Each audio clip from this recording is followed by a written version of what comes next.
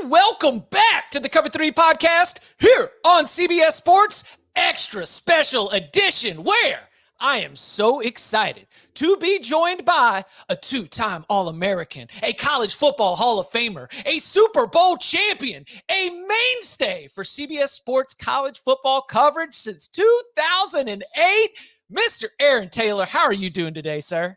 Man, I'm doing pretty good, but you need to give me the name of that coffee you took this morning because it is on point. I love the energy. Well, listen, I know what levels I've got to hit when it comes to talking ball with Aaron, okay? So I just had to get myself mentally ready, and I am super excited.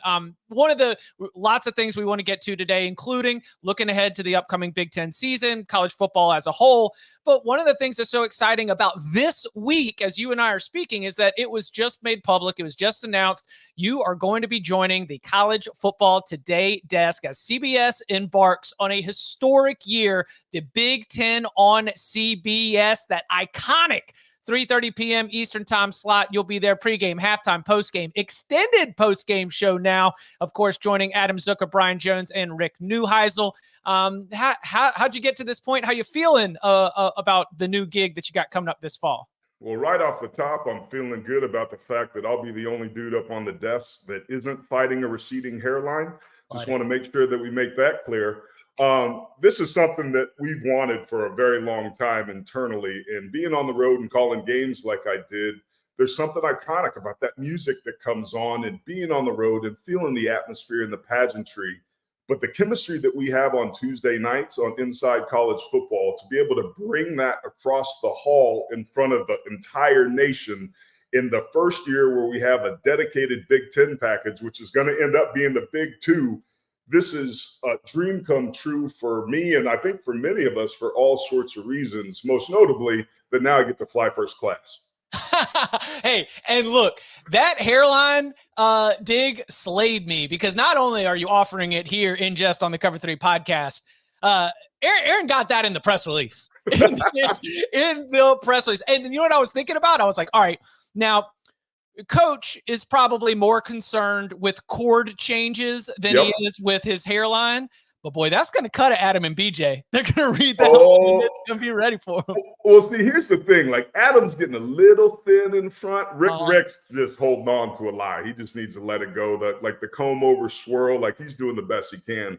But very sneakily, BJ in the back, it's starting to thin out. So the audience, America, doesn't get to really see that. But I'll make sure that we have some opportunities to bring that up. But Rick left me an unbelievable message, as did BJ and Adam, and we're just all over the moon. The chemistry that we have, and Rick being able to make fun of me for all the O-line stuff, and that's basically the lens that I see the sport through for obvious reasons. But you have somebody that played in the trenches. You have Brian Jones as a defensive player that played in the front seven. You have a head coach. So we're going to have a pretty broad and fun perspective on a sport that we take a hell of a lot more seriously than we do ourselves. And that's we take the job seriously. We don't take ourselves too seriously. That is a motto that we also have here on Cover 3 as well. All right, well, let's start to dig into the Big Ten.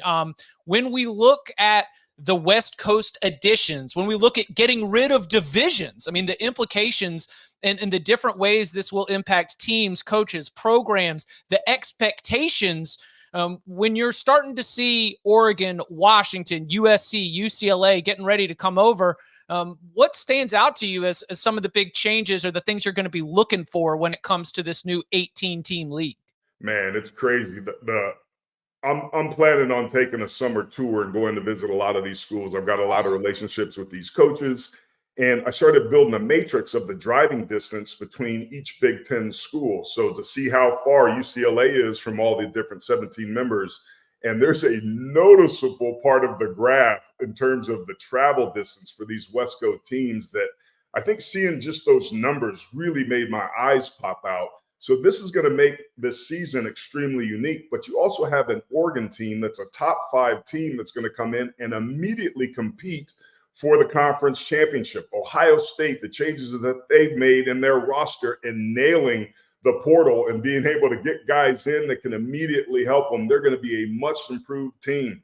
I think some people are sleeping on Michigan with the changing of the guard and all the talent that they lost to the NFL. Are they, quote unquote, a dark horse now in the Big Ten to be able to make some noise? So some of the iconic games and matchups that we had to wait to see for the Rose Bowl to see, if you will. We're going to get that in a week in and week out basis. And I think it's really going to add to what's already shaping up to be a pretty interesting year. Do you think that, so you mentioned Oregon, and I think that Oregon is one of my teams that I am the most interested in the entire country. Dan Lanning is doing what I think we look at as the modern roster building, which is you recruit really well out of high school, but then you also add that good talent out of the transfer portal to build out your depth chart. But they've been this close, like just if you throw out that Georgia game at Dan Lanning's first game of the year, they're all losses of 4 points or less, or they've won. Do you think that Oregon, as it's going into 2024, because our expectations, and I agree with you, is to compete for the Big Ten title? What do you think are going to be some of the keys to taking that next step to go from these close, heartbreaking losses to real championship contention? They're going to have to step up their defense a little bit. They were good last year, but at times they, gave up big plays and got torched. They're going to have to be able to shore that up. On the offensive side of the ball, it's a well-oiled machine. I've seen this offense for many, many years. Having a defensive-minded head coach and sitting in those coaches' meetings like I did last spring, man, you get a real sense of what's important there. And I think that running that style of offense really does give you an advantage offensively. But we've seen a lot of teams, and I'm looking at you in Southern California, with the troubles with being able to play defense and stop because of the way you practice and the way that you don't emphasize the physicality that's necessary to do that. I think Oregon is going to travel well. I think some of the changes that they brought, particularly in the front seven, is going to really help them. They're going to be an immediate contender, if not the favorite to win the Big Ten this year. But I think Ohio State's going to have a lot to say about that. Yeah, I want to get to the Buckeyes in a little bit, the rock stars of college football, a super group that they got building there in Columbus. But first, you just mentioned Southern Cal. Lincoln Riley flips his defensive staff. Is that enough to change an identity? Is it because this is a USC defense, and you could even argue a Lincoln Riley defense that throughout his time at head coach has been the weaker spot. Do you think that changing the coaching staff, bringing in some new voices, obviously D'Anton Lynn, a rising star in the industry, do you think that that can take players who are good players and really help them flip that mental switch to be able to bring a real toughness and an edge to USC's defense that we haven't seen in a long time? Yeah, that's a great point, and I give them a chance. It takes more than just a coaching staff. Got to have the Jimmies and the Joes. They've made some moves there in this offseason, but it's really about style. And when I go to Georgia and watch their practice, when I go to Ohio State and I watch their practice, when I go to Alabama and I watch their practice, it's thumping. It's physical. When I was at Oregon last year, it's physical. That key element of football, as much as it's changed, the more it stayed the same. And that it's a game of blocking and tackling. And if you don't emphasize that, you're just not going to be able to get stops on third down in the red zone, which is still a prerequisite to be able to winning football games, even in the modern era. So D'Anton Lynn and what I saw at UCLA last year when I went and visited them, he is a bright, bright mind. He will have what it takes. He knows how to build and develop players. We saw that with UCLA's defense. I don't know, and this is odd to say this, but I don't know if USC is going to have the same talent that they had across town at UCLA on the defensive side of the ball, which makes you scratch your head. But D'Anton Lynn knows the mentality. And I would imagine that before even taking that job, he had to get some assurances from Lincoln Riley to take his hands off the steering wheel. It's great that we can score points. It's great that you have a Caleb Williams. It's the #1 overall pick. But if you don't get stops in this game, you don't have a shot. And that has been the Achilles heel for USC, which is why the changes are made. So I think they have a shot, but they're going to have to prove it on the field because I'm going to believe it when I see it, and we just haven't. Yeah, I mean, this is if you look at the odds makers, I mean, we're looking at an 8-4, 7-5 kind of expectation for year one of the Big Ten play. It will be fascinating to see how the USC community, and I mean fans and administration and boosters, how everyone reacts if that is what plays out. Now, if USC takes a step forward, exceeds those expectations, I'm sure everyone's happy, but it's going to be tough. It's going to be real tough as USC makes that pivot. Now, you mentioned UCLA and that team last year because the sitting head coach of UCLA stepped down to go be an offensive coordinator at a conference rival. I mean, we were talking about. I know. I don't even know how to explain that one. I mean, it's one thing if you're leaving Boston College to go to the NFL, especially when, in the case of Jeff Hafley, you came up in the NFL. Like, that's when you sort of got the good reputation that got you that job at BC. But man, Chip Kelly goes, he links back up with Ryan Day. You've got really a whole offensive brain trust that has been together at times throughout their journey. They go into the portal. They get Caleb Downs, like one of maybe the best capital F football players in the entire country. As a true sophomore, you get Quinshon Judkins. You go get Will Howard. You beef up the offensive line just a little bit. I mean, is this Big Ten title or bust kind of year for Ryan Day and the Buckeyes? If Ryan Day doesn't win the title this year in the Big Ten, at least in his conference, he's gone. Now, he can beat Michigan and lose in the playoffs and still survive. But if he doesn't win the conference this year, he's out. He's got to be. And that's not that he should be, and it's not what I believe would be the right thing to do, but it's what's going to happen, especially with Michigan dropping the hammer on their forehead for the last 3 years in a row. And this is why that they've responded the way that they did. And I got to give Ryan Day a lot of credit for bringing in Chip Kelly, who is a brilliant offensive mind, who is always ahead of the curve, who was ahead of the curve on analytics and some of the things that he's been able to do.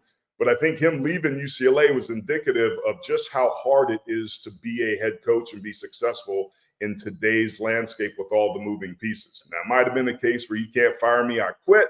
But I've had a lot of coaches tell me that they're tired of what's going on, that this NIL world with all the uncertainty and the year-roundness of it isn't anything that they want. So going back to Ohio State, Ryan Day bringing him in and those players that you mentioned really puts Ohio State back in a position to be who we're historically used to them being.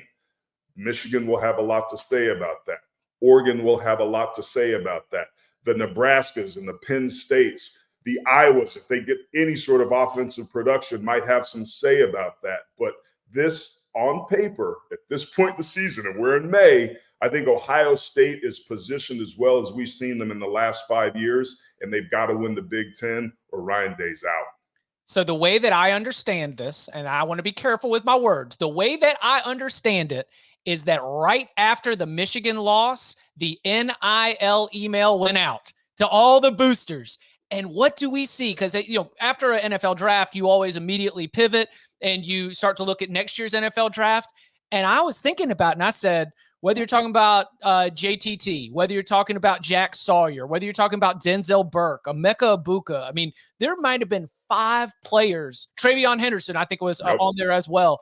They could have been NFL draft picks. Some of them, first, second, third round NFL draft picks in 2024. Ohio State will have players in the scarlet and gray on Saturday that could be playing on Sundays. Like, they are just going to be able to overwhelm so many players. And that's where this NIL era, there's the roster retention side of it, where Ohio State, they passed the hat around and they were able to go to some of these guys and say, hey, what do you think about sticking around another year? And that, to me, raises the urgency, because if you're an Ohio State fan, you know that after the 2024 season, I mean, look, Jeremiah Smith is going to be fantastic, right? You'll get another year of Caleb Downs. It's Ohio State. They're going to have phenomenal talent almost always. But this is and this is why I keep calling them the rock stars or a super group. This is a unique collection of talent that could be elsewhere. And they are all here together with one goal in mind.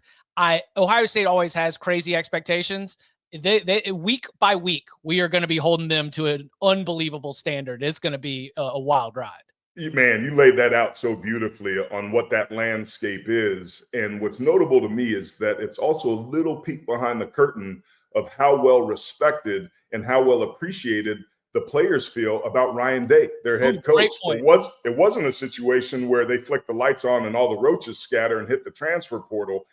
These dudes wanted to stay. Now, they were economically incentivized to do so, but this is the era we're in. These players now have a choice. Do I stay here in Columbus and try to win a natty? No, I don't want to get hurt. I want to go to the league. I want to make some money. Taking some of that pressure off by allowing them to derive some income now is incredible. But there's a distinct difference between approach in the NIL era. And I think Ohio State has done an excellent job, just like we've seen take place at Georgia with Kirby, and just like we saw in Alabama, where you have a good core, you draft and develop, if you will, and then also use free agency to be able to fill in some holes of immediate need. When you compare Ohio State's roster and process and the familiarity and the nucleus that they have as compared to, let's say, Ole Miss with Lane Kiffin, where you got a bunch of dudes that have never played together. It's a wholesale change where you're just going to every flea market you can and getting dudes in there. That secret ingredient, that glue, that camaraderie, that chemistry, when you have players that arrived on campus, that's a superpower. And it's going to prove to be the difference on why you can't just build a roster with solely all-stars, because the whole is greater than the sum of the parts in this sport. And when you're just trying to put the best ingredients you can and put them together, you're going to end up eating a meal that doesn't taste nearly as good as one that's as well thought out as what we're seeing take place in Columbus. Yeah, that's spoken like an All-American offensive lineman right there, like the founder of the Joe Moore Award coming out right there. Hey, speaking of offensive line, if it would be so disrespectful to not mention the reigning champs, right now. And so Sharon Moore, and I love it, right? He, as an offensive line coach and offensive coordinator, his theme is smash, like all caps. And now he wants to bring that. And so people, they asked me, all right, what do you expect from Michigan under Sharon Moore? I said, well, a lot of it's the same, because it starts at the line of scrimmage and then it builds itself out. What are going to be some of the things that you're paying attention to when you start to make those visits, when you start to have those conversations around Michigan with people at Michigan? What are going to be some of the keys for you in sort of setting your expectations for Michigan in 2024? Well, first, it's going to start in the meetings and just listening to what the plans are, how Sharon Moore is delegated, how involved he is. He proved for the last several years that he can both coach the O-line position and oversee the entire offense. So he's kind of been in a halfway house, if you will, between being a head coach and a position coach with the coordinator roles that he's played before. Michigan's going to be Michigan. They're going to try and smash it down your throat, take advantage of an offensive line and a room that has built on development where guys are patient and earn their way. And yes, they lost a lot of great guys last year to the draft, but there's a lot of horses in that stable. You have some experience at the running back position. We all want to know how the quarterback role is going to be able to play, but that front seven, as many players as they lost, they're going to be stacked up front. What's going to be interesting is how Michigan's built with Oregon coming in, and how Oregon's built with having to take on a Michigan, and these late fall games that take place at night in these cold environments. It's going to be an opportunity to really test the entirety of what your program looks like and how well you're built for the specific situations that you're going to be in this conference.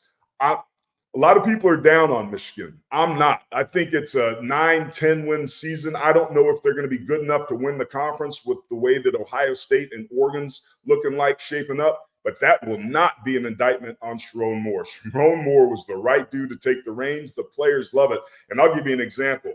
I went to Ann Arbor 2 years in a row because their offensive line had earned the Joe Moore Award. And watching the DBs and the defensive linemen and the scout team linebackers, I'm getting tingles right now talking about it, hug those guys. That entire building, that entire program is built around the trenches. Smash. That simple tagline really sets the tone for that blue-collar work ethic that they do, and it's as smooth a transition as you could expect if you're a Wolverine fan with Sharon Moore being there. With the changes in roster, I would expect a slight drop back, but don't be surprised. I think moving forward in 25 and beyond, the Big Ten is going to be the funnest conference in the nation. 100%. And I will say that for Michigan in the immediate future, for 2024, I look at their schedule and I think there are 8 to 9 games where the opponent will not be able to block Mason Graham and Kenneth Grant. And that their ability to disrupt anything that you're trying to do is just going to change the game entirely and slant it in a way that as long as they're running the football, as long as they're taking care of the football, everything else will come together. The question for Michigan is, if it is Alex Orji or if they decide to go elsewhere, when they are tested by a Texas or an Ohio State, are you going to be able to trade paint? Like that seems to be the X factor where, yeah, you're right. It might be a slight step back, but they're so good at the line of scrimmage. There ain't no way we're going to be seeing like a drop down to 6-6, 7-5. And we don't have to go back any further than last year's national championship game with the Joe Moore Award-winning offensive line of Washington that got their teeth knocked in by a Michigan front seven and really nullified and negated the explosiveness of that offense and the quarterback and those three NFL-esque wide receivers. Like, it was nullified. So if you can get pressure on the passer and disrupt timing, it makes your secondary really, really good. If you can stop the run and put people on third and long, now all of a sudden you're affecting the play calling and you're starting to play left-handed. Well, they had a left-handed quarterback at Washington last year, and it certainly didn't make any difference. So I think you bring up a great point that Michigan can win a small ball game, but if they give up a couple cheap scores and have to fight their way back in, can you throw your way back into a football game if something happens in early third quarter where you're now down by 10, 14 points? It becomes a different prospect.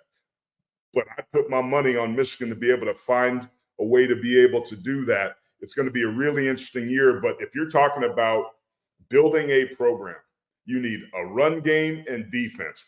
Those are the core components to be able to start. They'll certainly have that, and that'll buy them time to be able to have some development at critical positions like under center. All right. I want to get to more of a larger question in a little bit, but as we sort of turn our attention away from the Big Ten, I need to get a little bit personal because, Aaron, I don't think if you know this. Hey, bud, let me cut you off here. I'm married, man. I'm flattered, but that's not my deal. Oh, this is brotherly love. Oh, okay, good. Okay, keep going. Because we do the Cover 3 podcast on Saturday nights. We go live on YouTube at 11:30. And then when it's done, I mean, it's been a blitz to get there, to organize all your thoughts, to try to recap the day. And when I get done, whether it's been you, Carter, and Jenny, or whether it's been you and Rich and Amanda, that Mountain West game of the week has been like my decompression, like that has been the game that I love, because it means like I just get to settle in and just because it's always a good game. Like whether we're watching like Brent Brennan when he's got San Jose State running hot or Jeff Tedford when he's got Fresno State running hot, like you get to see a really good game, in that CBS Sports Network Mountain West game. So I just wanted to thank you for being such an important part of my college football Saturday, the last game that I watch every single week, most weeks, because you also would have the big CBS games and the double headers. Like I know how those pivots go, but man, that's a special spot. Are you going to miss the Mountain West just a little bit? Some party. I am, man, and there's going to be a bunch of degenerate gamblers out there that are going to just have to throw their remote controls at another TV and another announce crew with me not being there. It's good football, man. And it is. It's been an honor for these past 10 plus years and to work with Rich and all the sideline reporters, Amanda and Jenny and Sherry. And it's been an incredible adventure. And that's really one of the things that you realize as an athlete, that football is a people game. So every Saturday, I got a chance to be with the same 40 to 50 people and travel and land in Denver and drive to Laramie, to land in Salt Lake and drive to Logan. You end up getting to know people and their families and what's going on in their lives. And then you have this 3.5 hour window when that 4 hours, let's be real, when the red light goes on, that it's go time. And what I appreciated about our crew is we always took those games seriously. And I remember as a player when Bill Walsh said Aaron Taylor out loud my sophomore year when I was starting, how important that was and how awesome it was to hear that growing up as a 49er fan in the Bay Area. So I know that those are people's children out there, right? So I would make an effort to love up the kid that's given great effort on a kickoff return or something that maybe the viewer wouldn't be watching but is worth celebrating. And that's what makes this sport so special. And it really gave me an opportunity being on the road to have that teamwork atmosphere to celebrate, I think, the good that this sport still has, right? It's unrecognizable in many ways. And I think we're getting further and further away from the things that makes it great. And that 4 hour window once a week really was a great opportunity to do it. So it's a different experience going into the studio, it's a macro experience and one that I really enjoy, because that's like being in the locker room, like in between, walk through and practice, where it's grab ass and you're having fun with the boys. But there's something special about that. And I know that things are changing, and there's a lot of questions about what's going to happen with the group of fives and the non-autonomous group.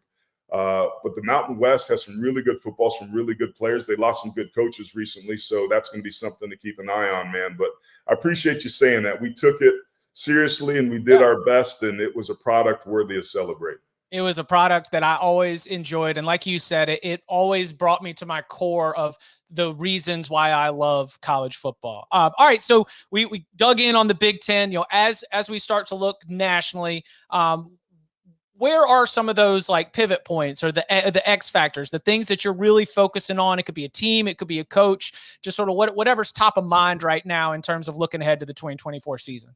Man, I was talking to an offensive line coach, a buddy of mine that recently left college, and was talking about, and we made mention earlier in this podcast about what happens the day after the national championship. He had 11 players in his O-line room that were being tampered with.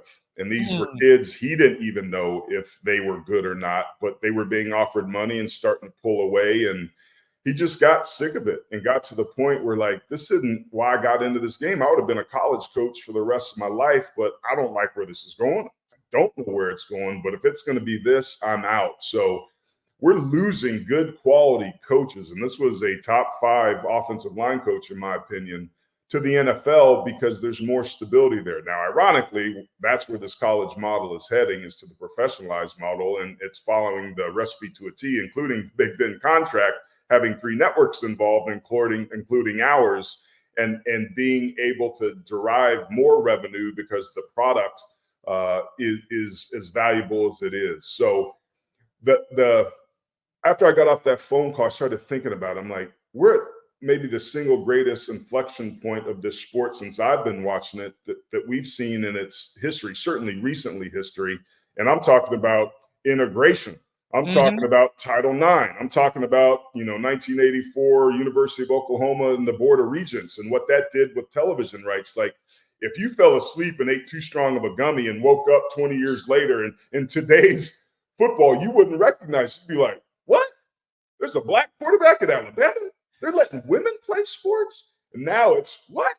They're paying athletes? And what we saw yesterday with the House case and conferences finally accepting that, yes, we can pay players directly, it's a game changer. So the tectonic shift in our sport away from this notion of amateurism, which was a shamateurism to begin with, is incredible. And I almost want to start writing down a journal just so I can have my own oral history of what's taken place moment after moment after moment. And I think it all goes back to what accelerated this. I thought we would get there, but what's accelerated this was COVID and how financially vulnerable intercollegiate athletics realized it was. If me and you ran our home, like in our home checkbooks, like NCAA football and athletics ran theirs, we'd be homeless. We'd be out on the job. It'd be irresponsible. And I think what that made everybody realize is, oh my goodness, we better get our act together and make as much money as we can. Not cut costs, but go bigger, hit the gas pedal. And I think that's why in the next 2 to 3 years, we see a full dislocation, a separation, a movement away from the old antiquated model of the NCAA with its governorship and the way that it ran the sport. And there's going to be something new that is going to drive a bigger wedge and be the final blow between the have and the have-nots in this sport. It's going to be fun. We're still going to watch, but it'll be a very different product than we grew up with. And for some people, that's hard to stomach. Yeah, I mean, even a 10-year nap. You go back to 2014 and it's going to be wildly different. And the way that you said it is correct. We love the people. Like, college football is a people sport, and the players are still going to be there, and the coaches are still going to be there, and the fans that are all across the country are going to be so fired up when Ohio State has to go to Autzen Stadium to play Oregon. When we get these huge clashes, when on CBS. USC is playing in the big house at Michigan on September 21st. Like those are two of college football's most historic brands. They've only played 10 times, 8 of them in Rose Bowl, not in the regular season since 1958, and we're going to have it. So it's tough. It's complicated, right? You know, you love what it was. You love what's gotten us here, but man, it's next 2 to 3 years, we'll keep seeing big changes along the way.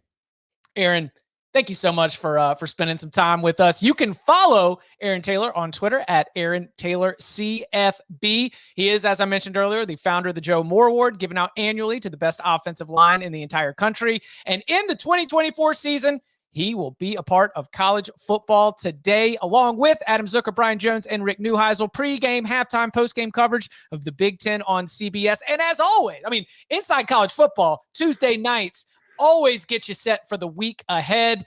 Aaron, thank you so much for spending some time with us here on Cover 3. Oh, always my pleasure. Love your guys' show. Hope to be back.